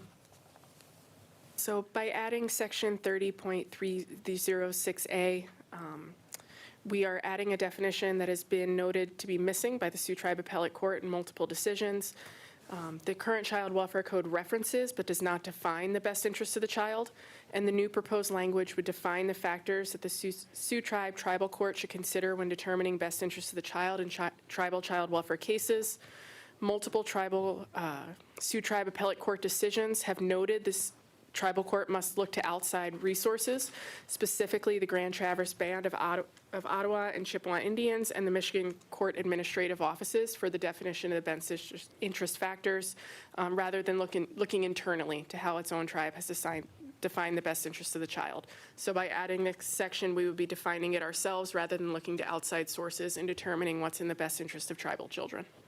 Awesome, thank you. Any questions? Rob? You got your hand up. I forgot to put it down, Isaac. Oh, gonna slap your hand. Got a motion and support, all in favor? Aye. All opposed? Motion carried.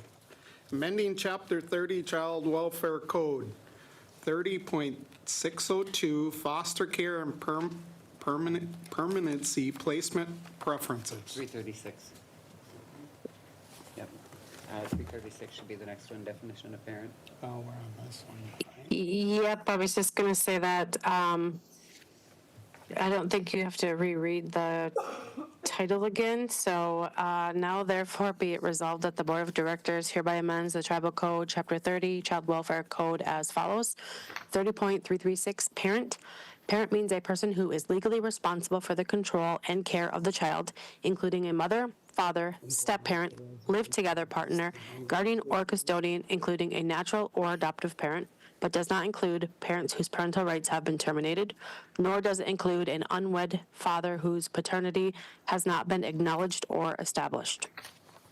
Need a motion and support? Motion. Got a motion and support? Jen?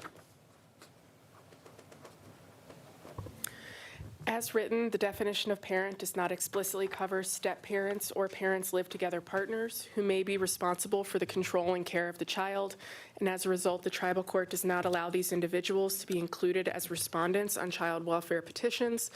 By not being able to include these individuals as respondents, they are not able to be held responsible or assigned a case service plan, or held responsible for engaging in services that might help either put the family back together, prevent removal, or basically protect the safety of the children. Any questions from the board? Seeing none? Got a motion and support, all in favor? All opposed? Motion carried. Okay, now we're moving on to the next one. Amending Chapter 30 Child Welfare Code, 30.602 Foster Care and Permanency Placement Preferences. Now, therefore, it be resolved that the Board of Directors hereby amends the Tribal Code, Chapter 30, Child Welfare Code as follows. 30.602, Foster Care and Permanency Placement Preferences. 1, the tribe's first priority for permanency and foster care placement is for placement of tribal children through the Benoji Placement Agency. 2, for the purposes of this section only, appropriate is defined by the agency in consultation with the Sioux Tribe Child Welfare Committee. 3, foster care placement preferences. A, the first priority is for placement with appropriate extended family in the immediate area as follows. Grandparents, biological siblings to a parent, biological siblings to the child, first cousins to a parent, second cousins to the child. The second priority is for placement with appropriate extended family outside of the immediate area as follows. Grandparents, biological siblings to a parent, biological siblings to the child, first cousins to a parent. The third priority is for appropriate placement in the immediate area as follows. Any other biological relative to the child, an Indian family, a non-Indian family. The fourth priority is for placement with an appropriate Indian family outside the appropriate immediate area.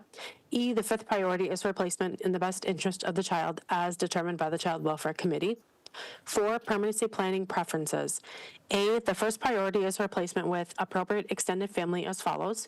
Grandparents, biological siblings to a parent, biological siblings to the child, first cousins to a parent, any other biological relative to the child. B, the second priority is for placement with an appropriate Indian family. C, the third priority is for placement in the best interest of the child as determined by the Child Welfare Committee. Need a motion and support. Motion. Support. Got a motion and support. Jen? Amending 30.602 will more accurately reflect the Sioux Tribe's position that the priority of placement preferences in a reunification child welfare case may be different than the priority placement preferences for a permanency planning or adoption child welfare case. So it makes it clear both within our tribal court proceedings, but also when state courts look to our placement preferences when making determinations for our children. Questions for the board? Seeing none. Got a motion and support. All in favor? Aye. All opposed? Motion carried. Thank yous. Thank you. Approving opioid settlement funds for a child welfare program. Now therefore be resolved that the Board of Directors hereby authorizes and approves $291,507 to be allocated from the opioid settlement funds to help operate the tribe's child welfare program and continue combating the opioid use epidemics. Be it further resolved that this allocation shall be reflected in the tribe's FY 2026 budget, and tribal administration is hereby authorized to make any necessary budget changes through an administrative budget modification consistent with this resolution. Be it finally resolved that this resolution shall be effective immediately. So moved. Motion. We got a motion and support. Go ahead. Good evening, Melissa Van Leuven. I'm the Child Placement Program Director with ACFS. As indicated, these funds would be used to support our child welfare programming and staff.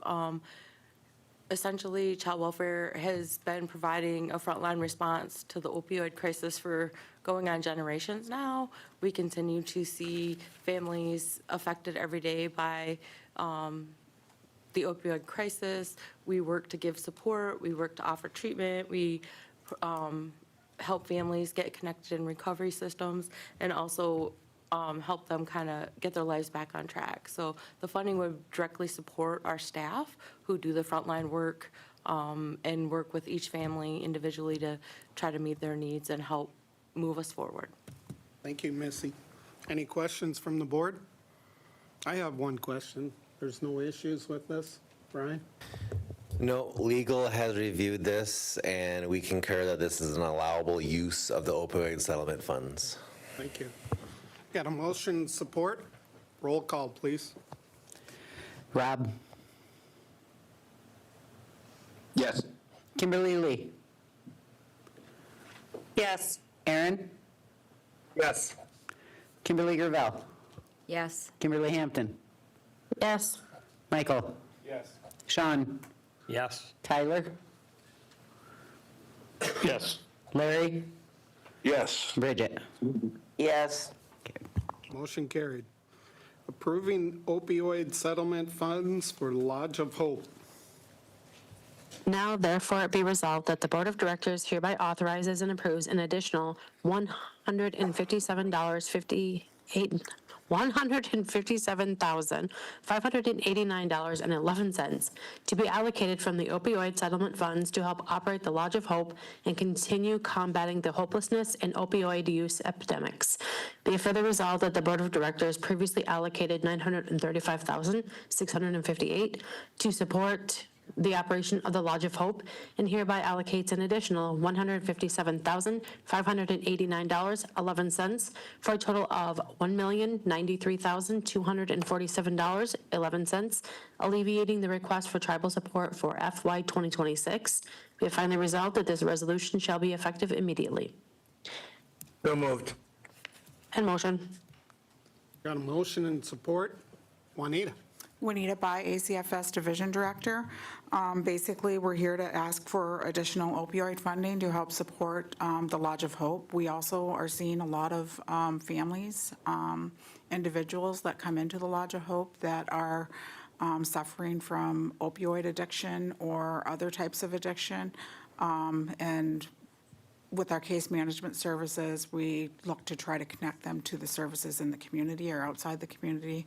So basically, it will be a total total amount of the $1,093,257.47 for fiscal year '26. Questions from the board? Seeing none, roll call, please. Kimberly Lee. Yes. Kimberly Hampton. Yes. Rob. Yes. Bridget. Yes. Aaron. Yes. Tyler. Yes. Michael. Larry. Yes. Sean. Yes. And Kimberly Gravel. Yes. Motion carried. Juanita, our grandson made the high school team, eh? Yes. I have Awesome. 2 grandsons on the high school Yeah, team. you got 2 now. Yep, that's awesome. Updating utility easement Cloverland Electric. Now therefore be resolved that the Board of Directors hereby approves updating the Cloverland easement on Sugar Island. Be further resolved that the Board of Directors authorizes its chairman or designee to execute any documentation required to update this easement consistent with this resolution. Be it finally resolved that this resolution shall be effective immediately. Right. Oh, we need a motion. All motion. Yeah, trying to get out of here. So we got Kim Hampton and who seconded? Kim and Kim. Now you can go, Ryan. Thank you. So this is land situated on Sugar Island. There is already an easement in place, and Cloverland previously used that easement to do some electric distribution lines for the benefit of residents there, including tribal members.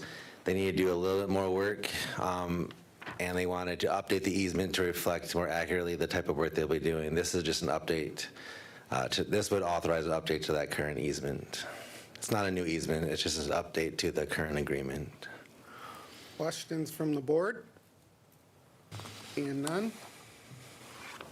We got a motion and support. All in favor? Aye. All opposed? Motion carried. Thanks, Ryan. Thank you. Expanding the tribe's contract health services. Now therefore it be resolved that the Board of Directors hereby authorizes and approves the expansion efforts of the tribe's PRCDA to include the counties of Emmett and Sheboygan. Be it further resolved that the application to IHS to expand the PRCDA service area shall be submitted within 30 business days of the enactment of this resolution. Be it further resolved that the tribal chairman or their designee is authorized to execute any documents as may be necessary to carry out the intent of this resolution. Be it finally resolved that this resolution shall be effective immediately. Motion. Support. Second. We got a motion and support. Tyler? So what this resolution will do is, once passed into law, will be the first step in the application process for our health division to expand our PERCTA, which used to be known as CHSDA, into Sheboygan and Emmett counties. We're already seeing quite a few patients there in the St. Ignace area. Those patients don't technically count towards our user population. We are able to build third-party insurance. But they're just counted as general IHS patients as the normal visitation, as well as if the PERCTA application is approved, we will also be allowed to use purchase referred care dollars within that vicinity, hopefully leading to expansion of healthcare services in that area, and it would be our first expansion downstate. So I think this resolution is reasonable, it's timely. We have discussed this at length multiple times in multiple workshops. We haven't discussed the steps, but the first step is to pass a resolution. To begin the application process, the resolution has to be submitted with the application. There's no reason why we can't do it, and like I had mentioned earlier, the workshop today, we need to leverage the positions we actually hold right now in the federal government and try to help push this along. If it's something the tribe desires, it is something I think that we can get through the finish line as we work together behind the scenes. Questions, starting off with Aaron. So I just want a little correction. First of all, I'm grateful, Tyler, that you brought it forward. Tyler serves on the HHS STAC which gives us access. Kathy and I both served on that as well years ago. And when Kathy was a board member, we brought a resolution forward. We did not have the support then, but we did explain that back then the first step was to get a resolution of support. We had the support from Ben Smith, who is currently the acting IHS director for a short period of time because somebody else was nominated. This was thoroughly and legally reviewed by John Wernett, also by Aaron Schlehuber.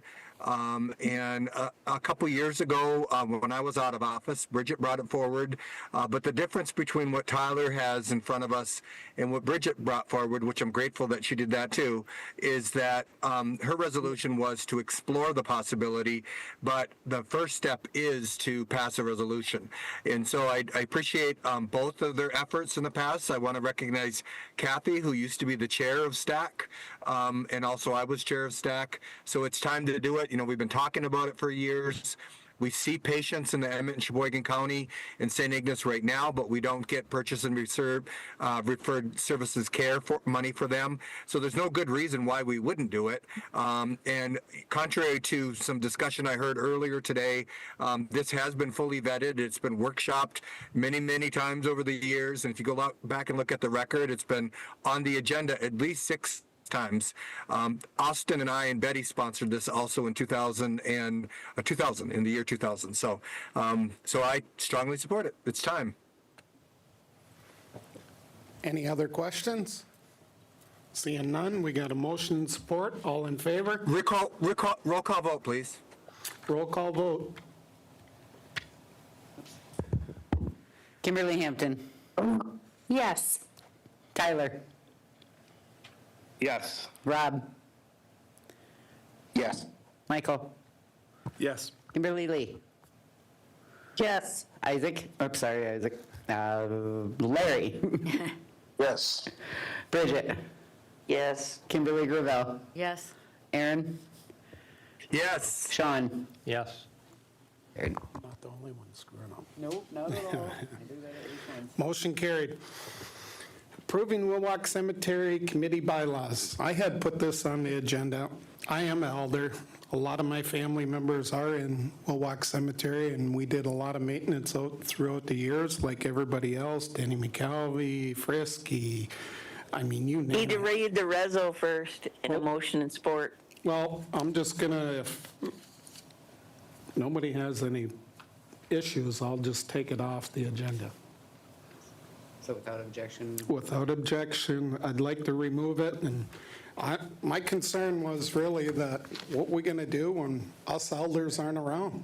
We gotta have something in place, right? And I wasn't trying not to step on anybody, my time could be limited on the board, and I just wanted to move forward, so when I'm not here, no matter when that is, that there's some type of system in place that, like our elders and ourselves, that it's taken care of.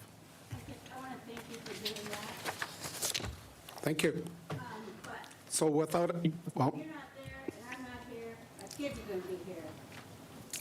So. we hope so. trust in that. Yeah, Just trust in that, I think. yeah, But be quick. thank you. Without objection, I'd like to remove it, Table one. the bylaws one. The other one wasn't read into the agenda, so it's not there. I got it. Kim? Could we amend it to approve getting a committee together? And because like Mike. I would said- second that motion. Mike said earlier, right, that you do a committee before you do your bylaws. And if, you can get the family members on a committee and they could come up with some good ideas. Is everyone It's up to okay the with board. amending it to just approving a Willock Cemetery Committee and then go from there?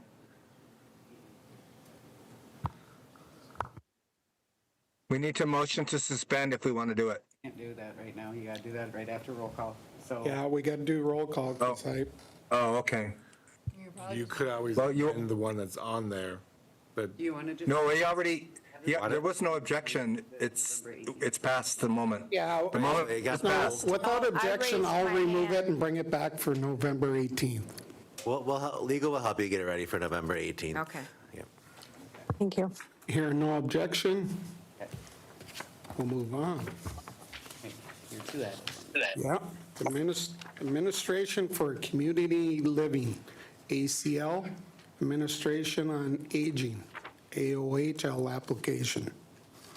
Now therefore be resolved that the Board of Directors of the Sault Ste. Marie Tribe of Chippewa Indians hereby supports, approves, and authorizes the Elder Services Division of the Sault Ste. Marie Tribe of Chippewa Indians to apply for and accept the Administration for Community Living Administration on Aging funding from the Health and Human Services in order to secure funding to provide direct services to Native American elders with a funding cycle of April 1st, 2026 through March 31st, 2029. Motion. Got a Support. motion? Sean. Got a motion and support? Katie? Hi, Katie Peabody, Elder Services Division Director. This resolution is to get support to reapply for a longstanding grant for Title VI funding for our meal programs at Elder Services. Questions? Seeing no questions, we got a motion and support. All in favor? All opposed? Aye.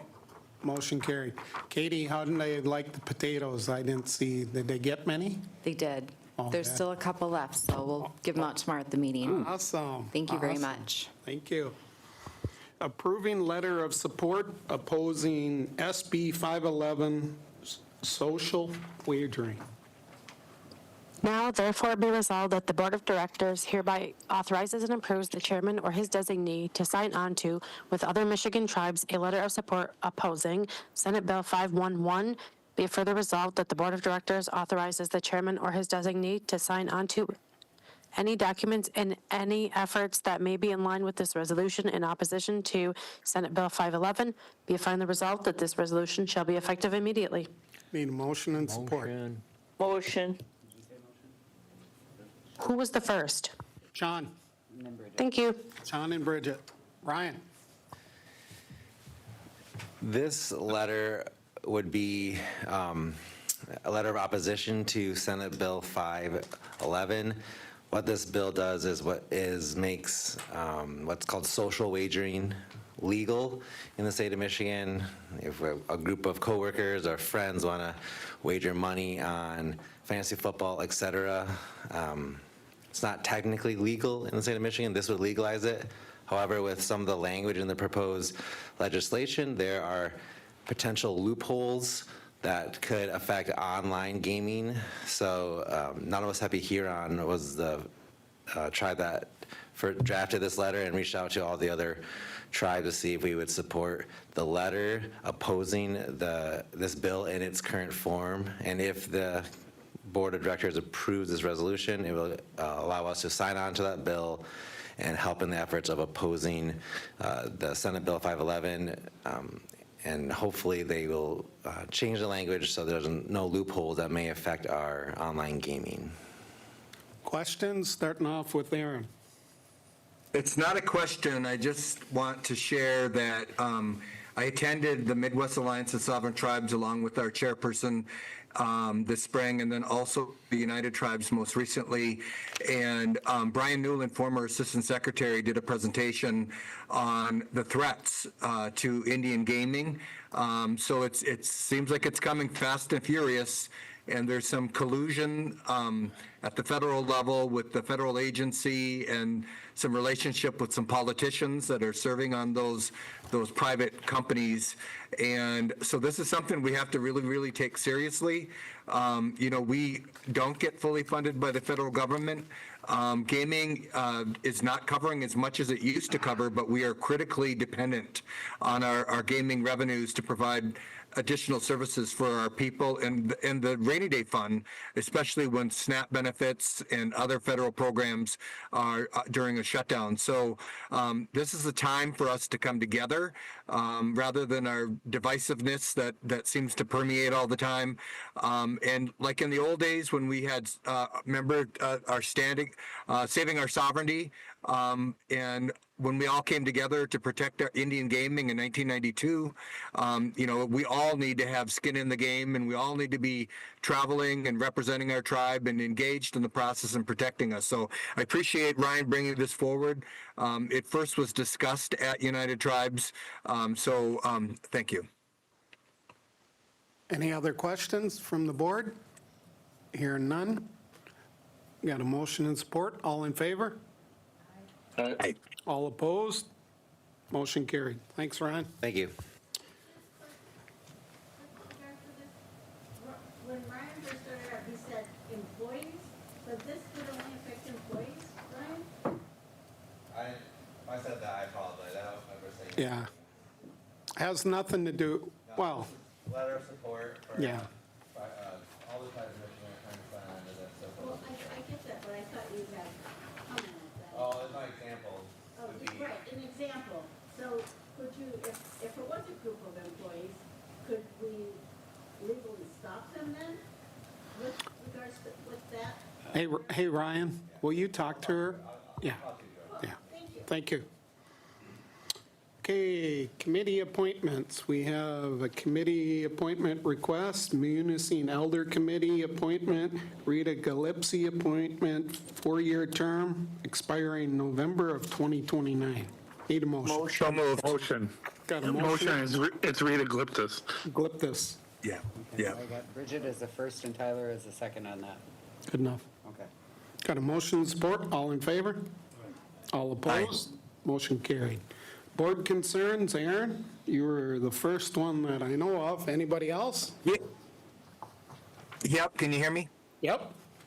So I just want to say, I appreciate that Isaac brought the resolution forward with respect to Willock. I have family members buried there.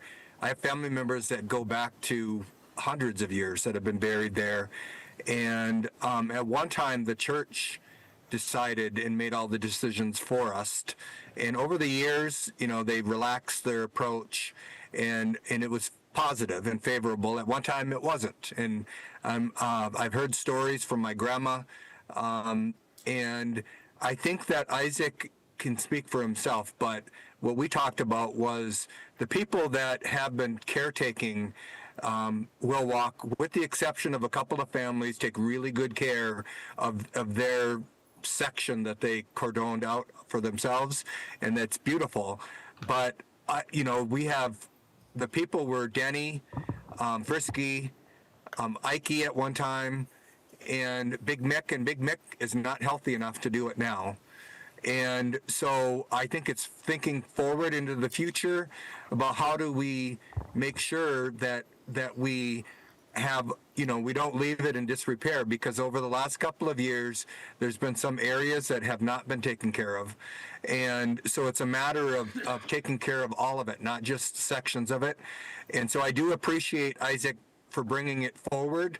In hindsight, we should do it in a different way and go back and talk to community members. But, this fear that we're going to be telling people what to do or regulating it, that isn't the way that it happened at Wake-Quiock. It's very respectful at Wake-Quiock, but the difference is they did do their pickup committee first, and they got input first. So, but, let's please don't interpret the desire to do something good and to lift the weight off the shoulders of our elders who've been caring for that for years, who are probably coming to the end of their life, and trying to give them some rest. So I appreciate you for bringing it forward, Isaac. Thank you. Thank you. Any other board concerns? We don't need to go into executive session. We can have a motion to adjourn. Motion. Got a motion and support. All in favor? All opposed? Aye. Motion carried. Hey, struggled a little bit. Have a good night, everyone. And thanks, Isaac. Thank you.